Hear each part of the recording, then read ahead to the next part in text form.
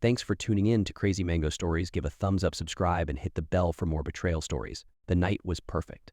15 years of marriage, and we were surrounded by family, friends, and more happiness than I thought I deserved. The kind of night that made you believe life could be flawless: good food, good wine, and the sound of laughter spilling out of the house. Sandra looked stunning as usual.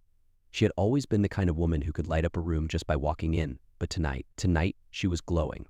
Her long dark hair fell perfectly around her shoulders, catching the dim light as it danced around her. In that moment, I thanked whatever God was listening for her, for Alex, for this life we had built together. I took a long sip of my whiskey, feeling the warmth of it run down my throat, and glanced around at the people who'd been with us on this journey, 15 years of ups and downs. But we were still standing.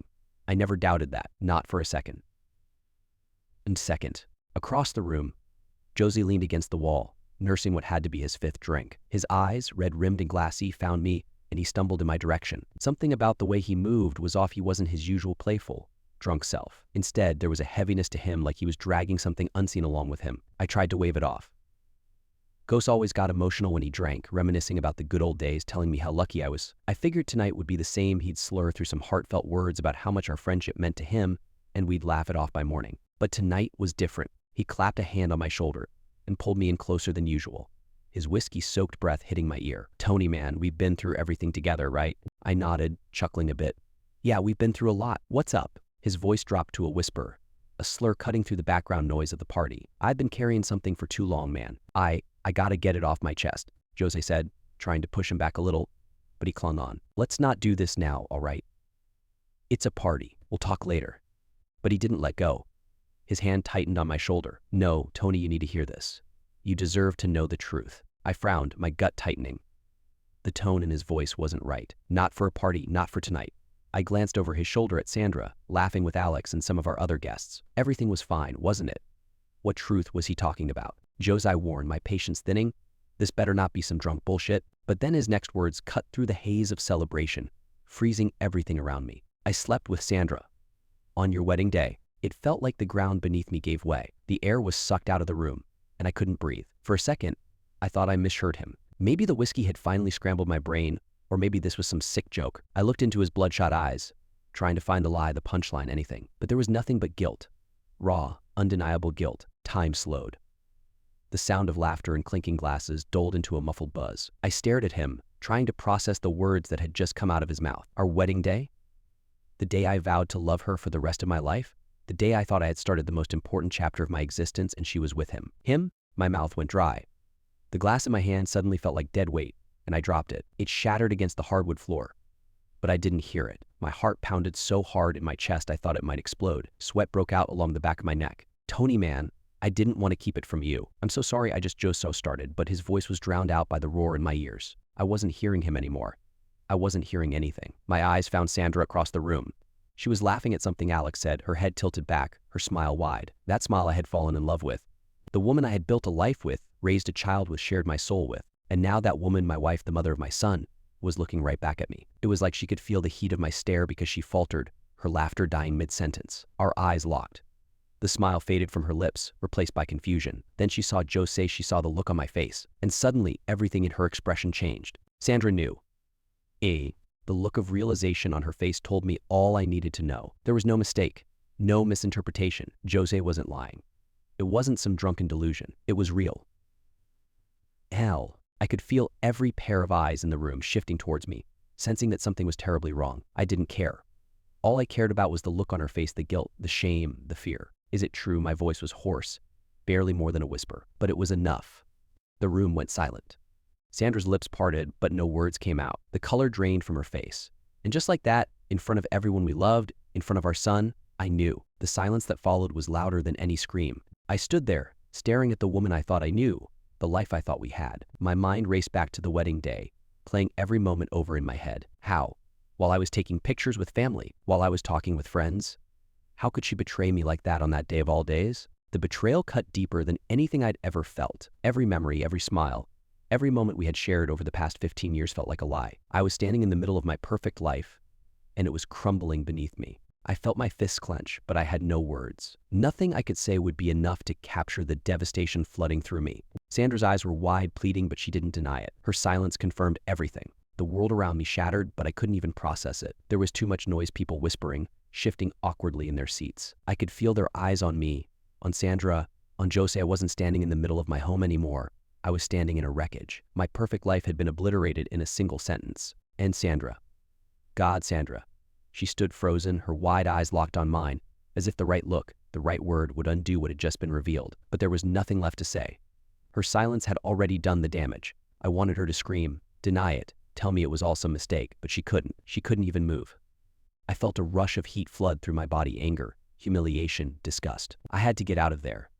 I couldn't stand in that room, in front of all these people, with Jose and her so close I could still taste the bitterness in the air. I needed to escape before I did something I couldn't take back. Without a word, I turned and walked toward the front door. I heard Sandra take a step toward me, her voice thin and desperate. Anthony, wait. I stopped and turned, looking at her for what felt like the last time. Wait, I growled, the anger boiling up inside me. For what, Sandra?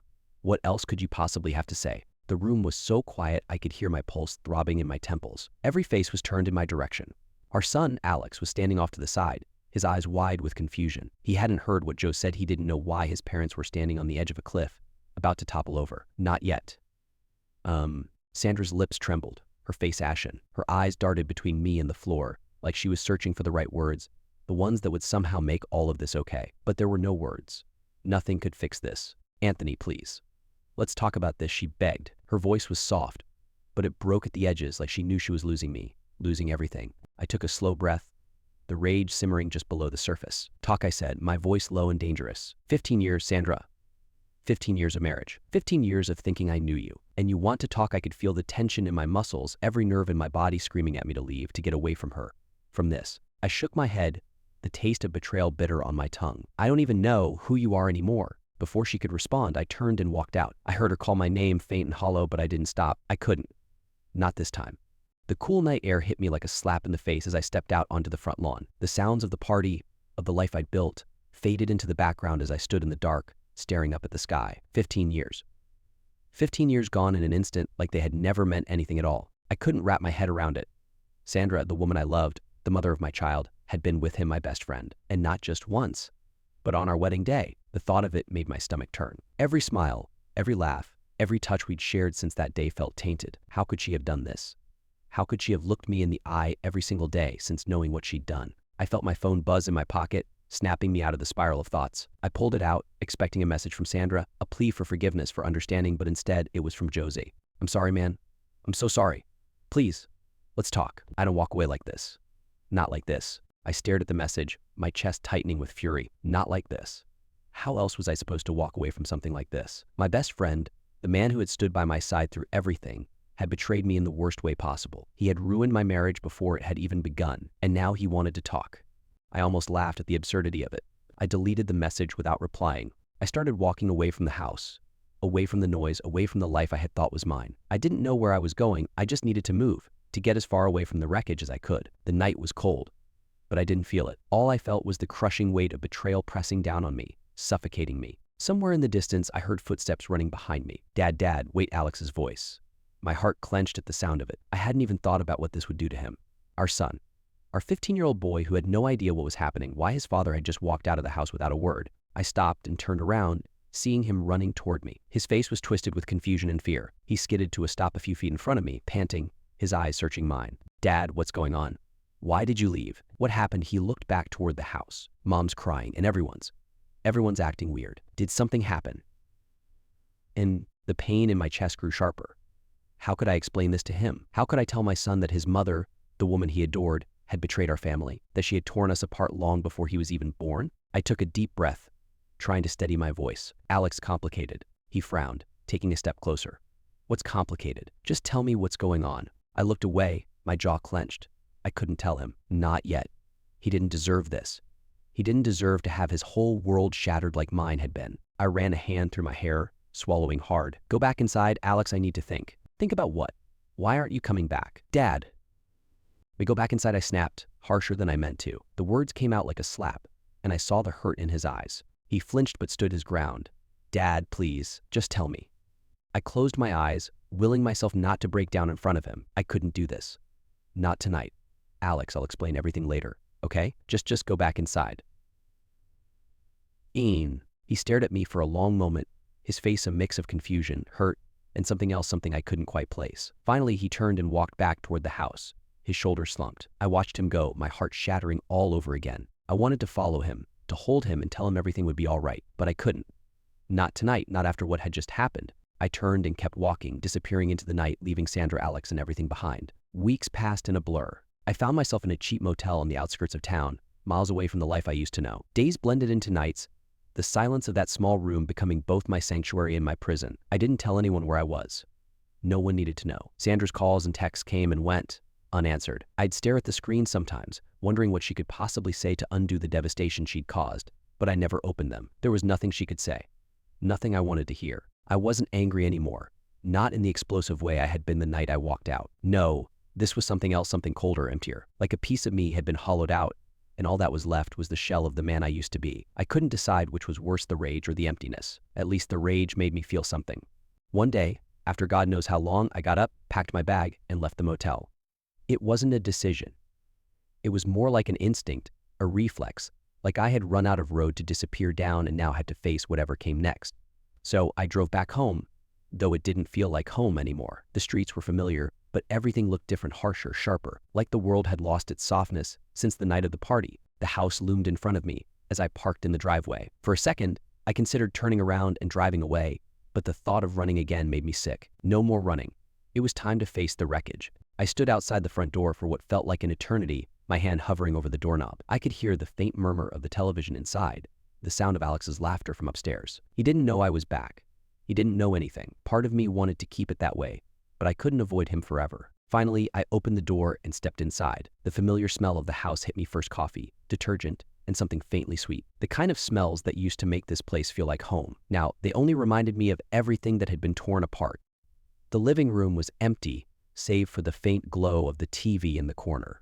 I stood there, feeling like a stranger in my own house, my bag still slung over my shoulder. For a second, I considered walking right back out the door. Then I heard footsteps.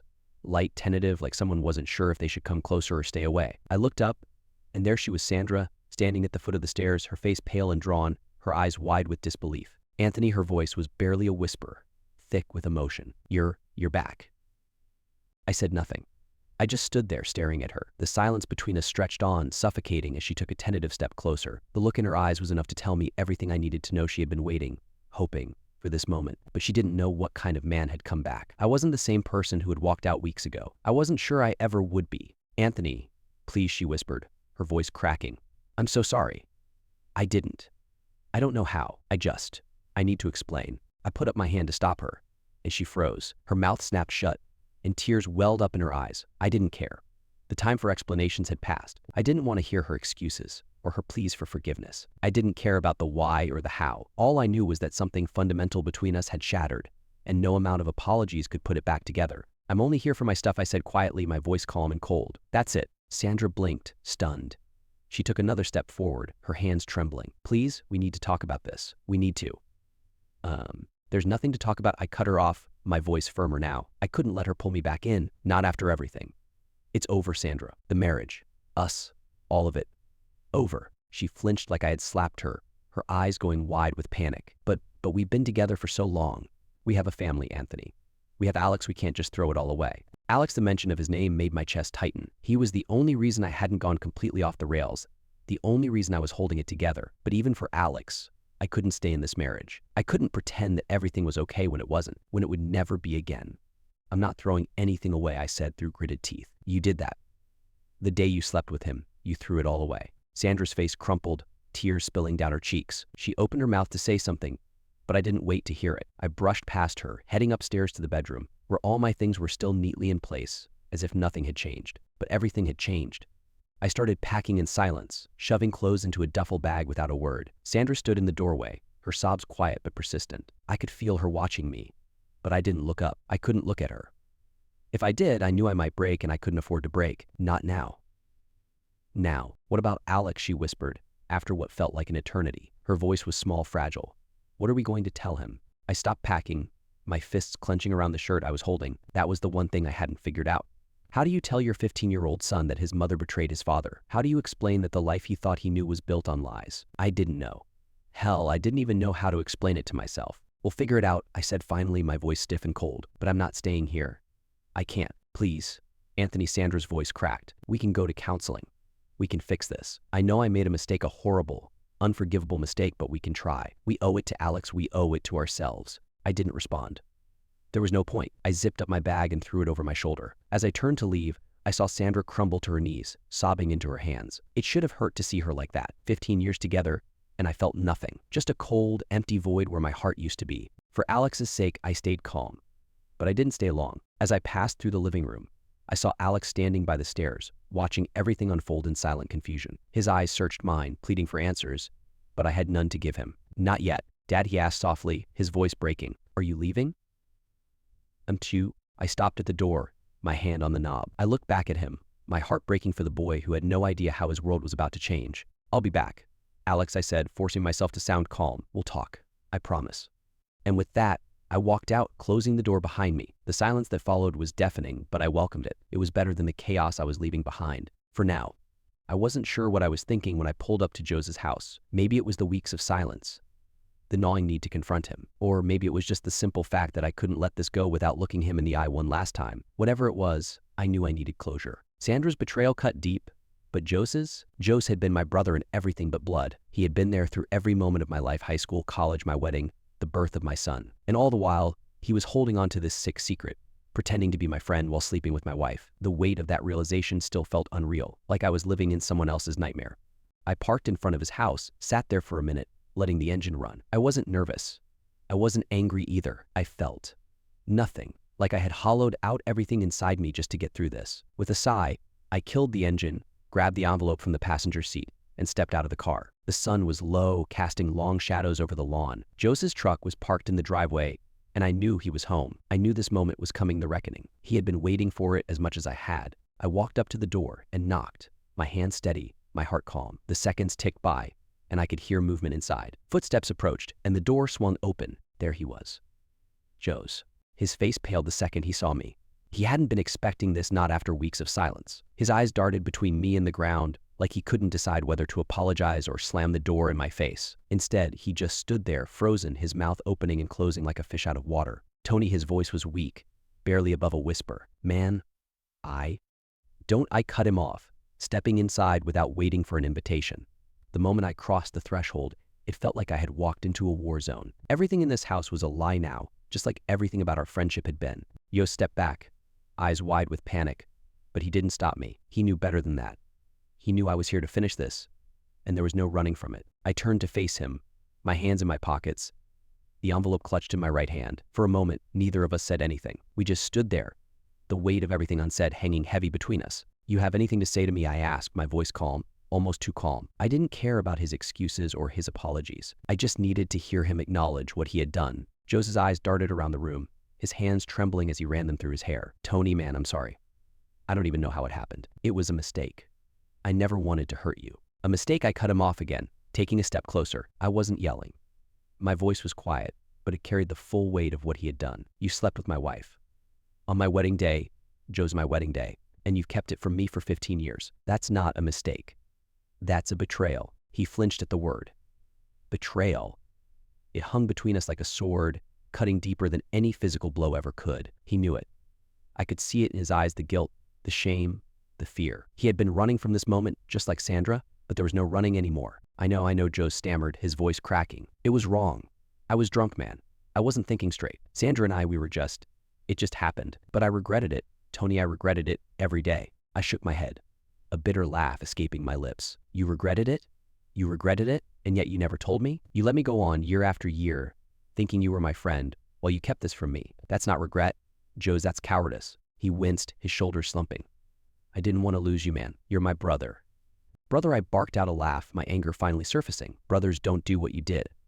Brothers don't sleep with each other's wives and then hide it for 15 years. Joe's face crumpled, tears brimming in his eyes. I know, Tony, I know. And I'll never forgive myself for it. But please, don't walk away from me like this. We've been through too much together. Let me make this right. There's no making this right, I said, my voice cold. But I'll tell you one thing. I'm done. Done with you. Done with her. I pulled the envelope from my pocket and shoved it into his chest. He blinked, confused, before looking down at it. He swallowed hard as he opened it, his hands shaking. Inside were two things: divorce papers and a DNA test confirming what I already knew. Alex was my son. not his. That was my final blow. The one thing Sandra and Ghost could never take from me, my son. Joe's eyes widened as he stared at the documents. His mouth opened, but no words came out. He looked up at me, his face a mask of shock and guilt. I don't want anything to do with you ever again, I said, my voice steady. As far as I'm concerned, you and Sandra are free to live in the mess you've made. I'll be moving on. Joe shook his head, tears streaming down his face now. Tony, please. Don't. I cut him off one last time, stepping back toward the door. You made your choices.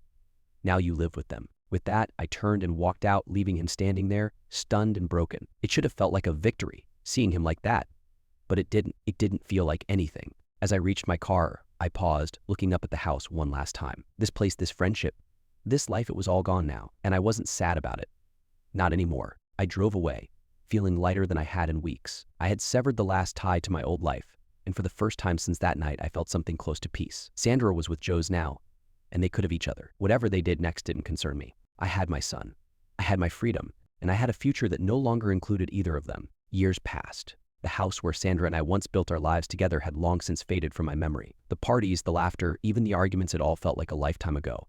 A story belonging to someone else. I had moved on, rebuilt myself from the ashes of that betrayal. I never imagined I could find peace after what happened, but I did. I found more than peace. I found a new life, one free from the weight of the past. Sandra, though, had not.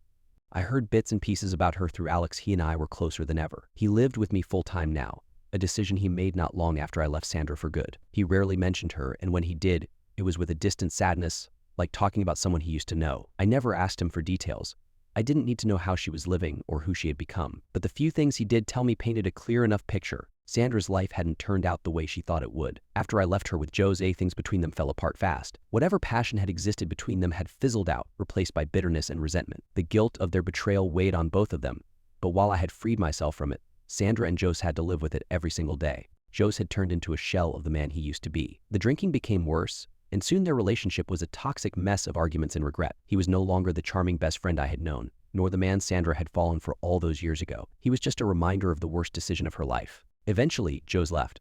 I'm not sure where he went, and I didn't care enough to find out. All I knew was that Sandra had been left alone in the ruins of what we had once built together. I imagined her there sometimes, sitting in that big, empty house that used to be our home, haunted by the echoes of her choices. I didn't pity her, but I didn't hate her anymore either. I had let go of that anger a long time ago. Hating her wouldn't undo the past. Hating her wouldn't give me back the 15 years we spent together. It wouldn't make her betrayal any less real, but it was clear that Sandra hadn't found a way to let go. One afternoon, I got a call from her, the first in years. I was sitting on the porch of my new home, a smaller, cozier place, filled with the warmth of a life I had rebuilt piece by piece. Rachel, the woman who helped me rediscover what it meant to be loved, was inside, laughing with Alex. He had grown into a strong, thoughtful young man, one who no longer bore the weight of his mother's mistakes. We were happy. We were free. When my phone rang, I glanced at the screen and saw Sandra's name flash across it. I stared at it for a long moment, surprised. She hadn't tried to contact me in years. I thought she had finally accepted the silence between us, the distance that had grown too wide to bridge. Against my better judgment, I answered. Anthony, her voice was soft, weak, like the sound of someone clinging to the last remnants of hope. I'm sorry to call you like this. I know it's been a long time. I didn't say anything at first, unsure of what she wanted. What was there to say after all these years? I had moved on. There was nothing left between us but memories, most of which I had buried a long time ago. I just wanted to talk, she continued, her voice trembling. I don't know what I'm doing, but I've been thinking about everything, about what I did, about how I destroyed us. And I know it's too late, but I need you to know that I'm sorry. I'm so sorry. There was a pause, a long, painful silence where I could hear her breathing on the other end, as if she were fighting back tears. I closed my eyes, leaning back in my chair, the cool breeze brushing against my face. I know you're happy now. Alex told me. He's doing so well. I'm glad you're both. I'm glad you're okay. Her words were laced with regret, like every sentence weighed her down further. But I'm not okay. Anthony, I haven't been for a long time, and I don't expect you to forgive me. I don't deserve it. I need you to understand that I've never forgiven myself. I sat there, listening, but I didn't know what to say. What could I say? What good would it do to dig up old wounds when I had healed? She hadn't. That much was clear. Sandra was still trapped in the wreckage of the past, the same wreckage I had crawled out of. And now, she was trying to reach out, to pull me back in. I think about it every day, she whispered, her voice cracking. Every single day. What I did to you, to Alex, to us. I threw it all away for nothing. And I know that now. I see it every time I wake up in this empty house. Every time I look at myself in the mirror. I ruined everything. And I know you've moved on, but I can't. I'll never be able to move on. Her words hung in the air like a heavy weight. I thought back to the person Sandra had been, the woman I had loved, the woman who had stood beside me at the altar, promising forever. I remembered the laughter we had shared, the life we had planned, and then I remembered the betrayal, the way she had shattered that future with a single decision. I had spent so long hating her for that, but not anymore. Sandra, I said quietly, my voice steady, I've forgiven you. There was a sharp intake of breath on the other end. She hadn't expected that. Neither had I, but it was true. Over the years, I had found forgiveness not for her sake, but for mine. Holding on to that pain had done nothing but poison me, and I wasn't willing to let it control me anymore. But that doesn't change anything, I continued, my tone firm but gentle. We can't go back. We can't undo what's been done. I've moved on. You need to let go, too. Another silence. When she finally spoke, her voice was thick with tears. I don't know how. I sighed, looking out at the sunset, the sky painted in shades of orange and pink. It was beautiful, peaceful, everything my life had become since I had left the past behind. I don't know either, Sandra, I admitted, but you can't keep living like this. You made a mistake, a terrible one, but you're not the same person you were back then. You need to find a way to forgive yourself. She didn't respond, but I could hear her crying softly on the other end. I didn't pity her. I didn't hate her. I just felt sad. Sad for what we had lost, sad for the person she had become. I hope you find peace, I said before ending the call. I stared at the phone for a long time after that, feeling the finality of it sink in. Sandra's chapter in my life had ended years ago, but for her, it would never truly be over. She would carry that regret with her forever, a constant reminder of what she had destroyed. As I stood up and walked back into my home, Rachel smiled at me from the kitchen, her eyes warm and full of love. Alex was at the table, laughing at something on his phone. This was my life now, my new life. And I wasn't going to let the ghosts of the past haunt it anymore. Sandra, though, would remain trapped in her eternal regret. The consequences of her choices would be her burden to bear for the rest of her life. But not mine. Not anymore.